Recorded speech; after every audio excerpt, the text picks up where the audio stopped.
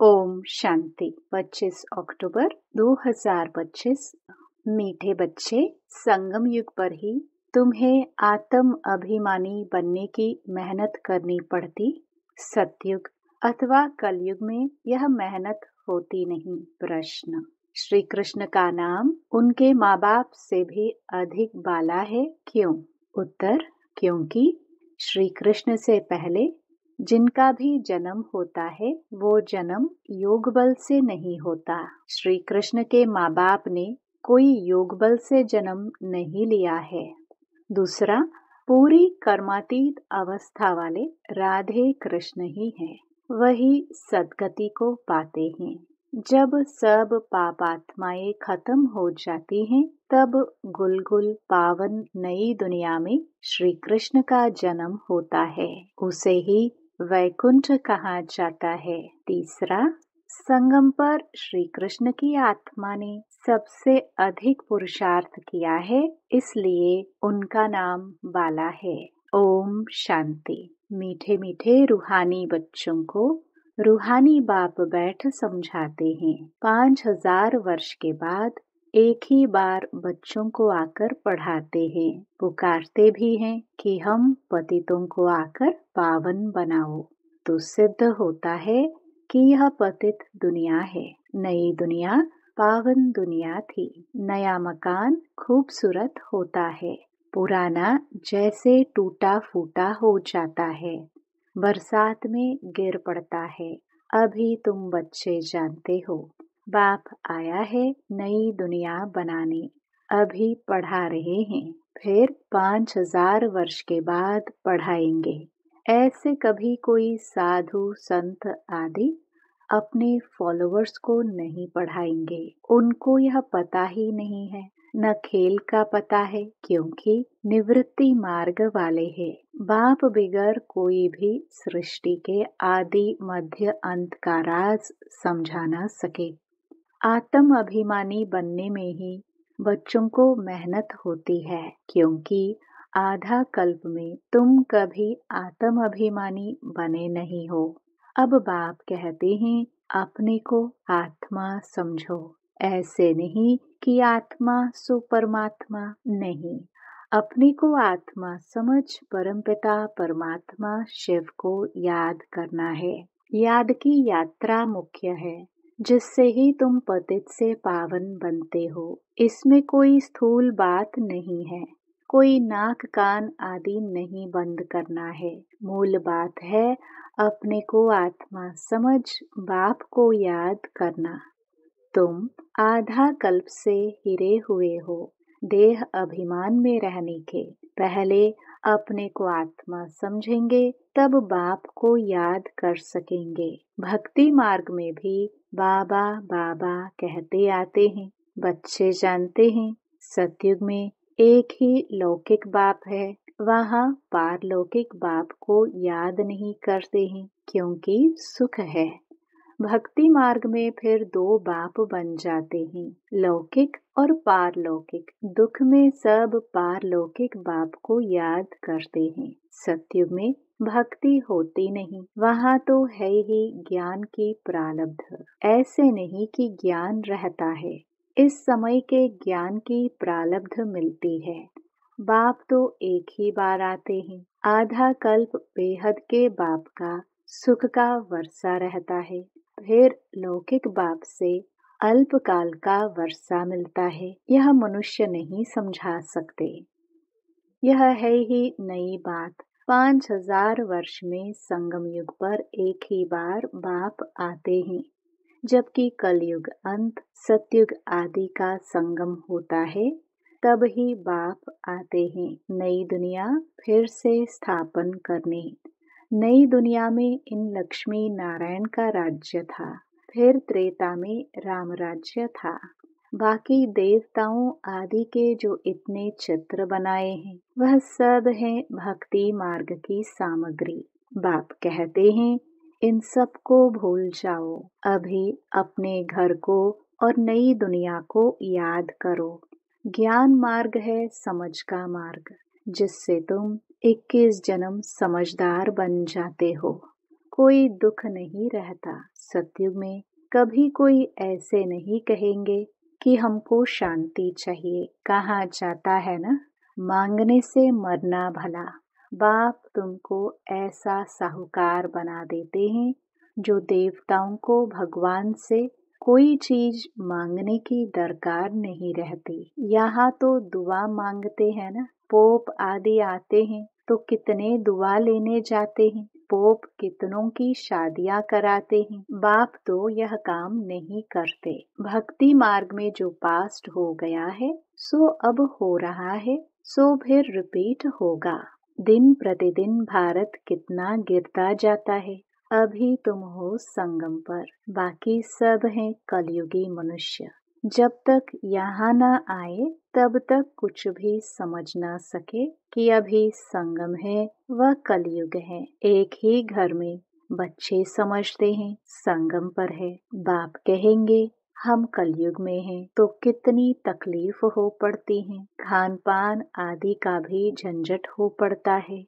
तुम संगम युगी हो, शुद्ध पवित्र भोजन खाने वाले। देवताएं कभी प्याज आदि थोड़े खाते हैं। इन देवताओं को कहा ही जाता है निर्विकारी। भक्ति मार्ग में सब तमो प्रधान बन गए हैं। अब बाप कहते हैं सतो प्रधान बनो। कोई भी ऐसा नहीं है जो समझे कि आत्मा पहले सतो प्रधान थी फिर तमो प्रधान बनी है, क्योंकि वह तो आत्मा को निर्लेप समझते हैं। आत्मा सो परमात्मा है, ऐसे ऐसे कह देते हैं। बाप कहते हैं ज्ञान सागर मैं ही हूँ। जो इस देवी देवता धर्म के होंगे वह सब आकर फिर से अपना वर्षा लेंगे। अभी सैपलिंग लग रही है, तुम समझ जाएंगे यह इतना ऊंच पद पाने लायक नहीं है। घर में जाकर शादियां आदि करते छी होते रहते हैं तो समझाया जाता है ऊंच पद पा नहीं सकते, यह राजाई स्थापन हो रही है। बाप कहते हैं मैं तुमको राजाओं का राजा बनाता हूँ तो प्रजा जरूर बनानी पड़े, नहीं तो राज्य कैसे पाएंगे। यह गीता के अक्षर है ना, इनको कहा ही जाता है गीता का युग। तुम राजयोग सीख रहे हो, जानते हो। आदि सनातन देवी देवता धर्म का फाउंडेशन लग रहा है। सूर्यवंशी चंद्रवंशी दोनों राजाई स्थापन हो रही है। ब्राह्मण कुल स्थापन हो चुका है। ब्राह्मण ही फिर सूर्यवंशी चंद्रवंशी बनते हैं। जो अच्छी रीति मेहनत करेंगे वह सूर्यवंशी बनेंगे। और धर्म वाले जो आते हैं वह आते ही हैं अपने धर्म की स्थापना करने। पीछे उस धर्म की आत्माएं आती रहती हैं, धर्म की वृद्धि होती जाती है। समझो कोई क्रिश्चियन है तो उन्हों का बीज रूप क्राइस्ट ठहरा। तुम्हारा बीज रूप कौन है? बाप। क्योंकि बाप ही आकर स्वर्ग की स्थापना करते हैं ब्रह्मा द्वारा। ब्रह्मा को ही प्रजापिता कहा जाता है, रचता नहीं कहेंगे। इन द्वारा बच्चे एडॉप्ट किए जाते हैं। ब्रह्मा को भी तो क्रिएट करते हैं ना। बाप आकर प्रवेश कर यह रचते हैं। शिव बाबा कहते हैं तुम मेरे बच्चे हो। ब्रह्मा भी कहते हैं तुम मेरे साकारी बच्चे हो। अभी तुम काले छीछी बन गए हो, अब फिर ब्राह्मण बने हो। इस संगम पर ही तुम पुरुषोत्तम देवी देवता बनने की मेहनत करते हो। देवताओं को और शूद्रों को कोई मेहनत नहीं करनी पड़ती, तुम ब्राह्मणों को मेहनत करनी पड़ती है देवता बनने के लिए। बाप आते ही हैं संगम पर। यह है बहुत छोटा युग, इसलिए इनको लीप युग कहा जाता है। इनको कोई जानते नहीं। बाप को भी मेहनत लगती है, ऐसे नहीं कि झट से नई दुनिया बन जाती है। तुमको देवता बनने में टाइम लगता है। जो अच्छे कर्म करते हैं तो अच्छे कुल में जन्म लेते हैं। अभी तुम नंबरवार पुरुषार्थ अनुसार गुलगुल बन रहे हो। आत्मा ही बनती है। अभी तुम्हारी आत्मा अच्छे कर्म सीख रही है। आत्मा ही अच्छे व बुरे संस्कार ले जाती है। अभी तुम गुलगुल फूल बन अच्छे घर में जन्म लेते रहेंगे। यहाँ जो अच्छा पुरुषार्थ करते हैं तो जरूर अच्छे कुल में जन्म लेते होंगे। नंबरवार तो है ना, जैसे जैसे कर्म करते हैं ऐसा जन्म लेते हैं। जब बुरे कर्म करने वाले बिल्कुल खत्म हो जाते हैं फिर स्वर्ग स्थापन हो जाता है। छांट छूट होकर तमो प्रधान जो भी है वह खत्म हो जाते हैं। फिर नए देवताओं का आना शुरू होता है। जब भ्रष्टाचारी सब खत्म हो जाते हैं तब श्री कृष्ण का जन्म होता है। तब तक बदली सदली होती रहती है। जब कोई छीछी नहीं रहेगा तब श्री कृष्ण आएगा। तब तक तुम आते जाते रहेंगे। श्री कृष्ण को रिसीव करने वाले माँ बाप भी पहले से चाहिए ना। फिर सब अच्छे अच्छे रहेंगे, बाकी चले जाएंगे। तब ही उसको स्वर्ग कहा जाता है। तुम श्री कृष्ण को रिसीव करने वाले रहेंगे। भल तुम्हारा छीछी जन्म होगा, क्योंकि रावण राज्य है ना। शुद्ध जन्म तो हो ना सके। गुलगुल पवित्र जन्म श्री कृष्ण का ही पहले पहले होता है। उसके बाद नई दुनिया वैकुंठ कहा जाता है। श्री कृष्ण बिल्कुल गुलगुल नई दुनिया में आएंगे। रावण संप्रदाय बिल्कुल खत्म हो जाएगी। श्री कृष्ण का नाम उनके माँ बाप से भी बहुत बाला है। श्री कृष्ण के माँ बाप का नाम इतना बाला नहीं है। श्री कृष्ण से पहले जिनका जन्म होता है वो योग बल से जन्म नहीं कहेंगे। ऐसे नहीं श्री कृष्ण के माँ बाप ने योग बल से जन्म लिया है, नहीं। अगर ऐसा होता तो उन्हों का भी नाम बाला होता। तो सिद्ध होता है उनके माँ बाप ने इतना पुरुषार्थ नहीं किया है जितना श्री कृष्ण ने किया है। यह सब बातें आगे चल तुम समझते जाएंगे। पूरी कर्मातीत अवस्था वाले राधे कृष्ण ही हैं। वही सदगति में आते हैं। पापात्माएं सब खत्म हो जाती हैं। तब उन्हों का जन्म होता है। फिर कहेंगे पावन दुनिया। इसलिए श्री कृष्ण का नाम बाला है। माँ बाप का इतना नहीं। आगे चल तुमको बहुत साक्षात्कार होंगे। टाइम में पड़ा है, तुम किसको भी समझा सकते हो। हम यह बनने के लिए पढ़ रहे हैं। विश्व में इनका राज्य अब स्थापन हो रहा है। हमारे लिए तो नई दुनिया चाहिए। अभी तुमको दैवी संप्रदाय नहीं कहेंगे। तुम हो ब्राह्मण संप्रदाय, देवता बनने वाले हो। दैवी संप्रदाय बन जाएंगे, फिर तुम्हारी आत्मा और शरीर दोनों स्वच्छ होंगे। अभी तुम संगम युगी पुरुषोत्तम बनने वाले हो। यह सारी मेहनत की बात है। याद से विक्रमाजीत बनना है। तुम खुद कहते हो याद घड़ी घड़ी भूल जाती है। बाबा पिकनिक पर बैठते हैं तो बाबा को ख्याल रहता है। हम याद में नहीं रहेंगे तो बाबा क्या कहेंगे। इसलिए बाबा कहते हैं तुम याद में बैठ पिकनिक करो। कर्म करते माशु को याद करो तो विकर्म विनाश होंगे। इसमें ही मेहनत है। याद से आत्मा पवित्र होगी। अविनाशी ज्ञान धन भी जमा होगा। फिर अगर अपवित्र बन जाते हैं तो सारा ज्ञान बह जाता है। पवित्रता ही मुख्य है।